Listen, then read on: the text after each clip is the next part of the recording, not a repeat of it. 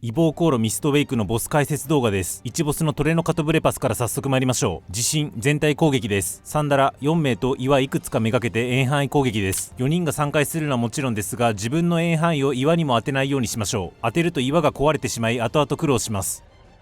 悪魔の光、ボスとの間に遮蔽物がないと石化します。岩を遮蔽物にして回避しましょう。サンダがタンク強攻撃です。この攻撃も岩に当てないようにしましょう。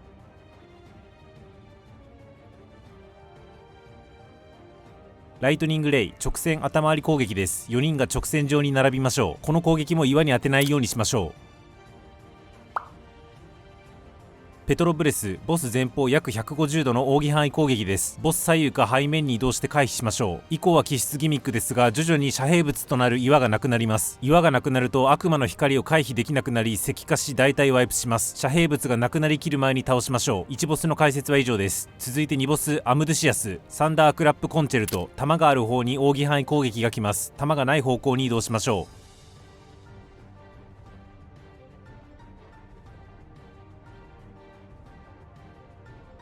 バイオラ全体攻撃に加え、いかにも遠範囲攻撃してきそうな毒玉がマップに出現します。サンダーギャロップ5回突進の予兆が発生し、その順番に直線範囲攻撃が来ます。なんとなく5回ともしのげそうなアンチをイメージし、その辺をうろうろしましょう。さらに突進に接触した毒玉が爆発し、そこから遠範囲攻撃が来ます。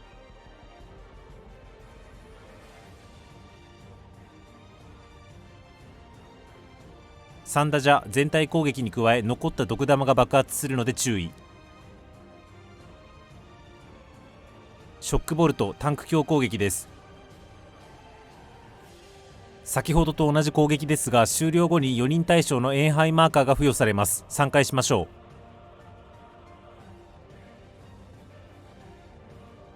サンダが連続頭回り攻撃です。以降は気質ギミックです。2ボスの解説は以上です。最後に3ボスサンダーグリフォンサンダースパーク全体攻撃です。ハイボルトマップ3カ所に遠範囲 AOE がつくとともに4人全員へ遠範囲攻撃マーカーがつきます。 AOE を踏まないように3回しましょう。 AOE の跡地に雷球が残ります。サンダリングロア3つの雷球プラスボスの計4つを結ぶように直線範囲攻撃です。それぞれがおおむね四角形状に1ドルので、どれかの辺の外に1ドルのがおすすめです。もう1回同じ攻撃が来ますが、同じ考え方で避けられるはずです。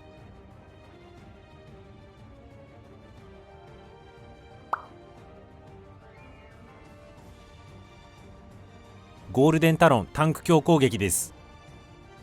ライトニングフォール中央からのノックバック攻撃です。ただしどす黒い中央直線には入らないようにしましょう。結局ここで処理することになります。ノックバック後すぐにまた直線範囲が来るので回避しましょう。再び直線攻撃のやつです。今度はボスが真ん中に陣取るので少し面倒ですが、同じく四角形の辺の外に待機した後、弾とボスの延長線上にいないよう位置調整しましょう。ボルトストーム直線範囲攻撃です。攻撃の終着点から竜巻が出現します。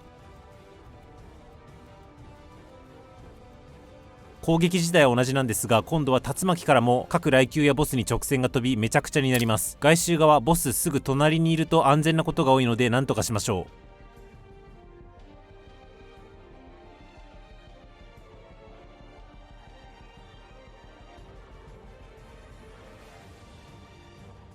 ボスと弾があまりにも近いと潰れます。ボスと弾がそこそこ離れている方の外周にいるといいでしょう。以降は気質ギミックです。解説は以上です。世界一わかりやすいファイナルファンタジー14の攻略動画出してます。参考になりましたらチャンネル登録お願いします。動画化した際は X で速報しますので、そちらもフォロー何卒お告げなし。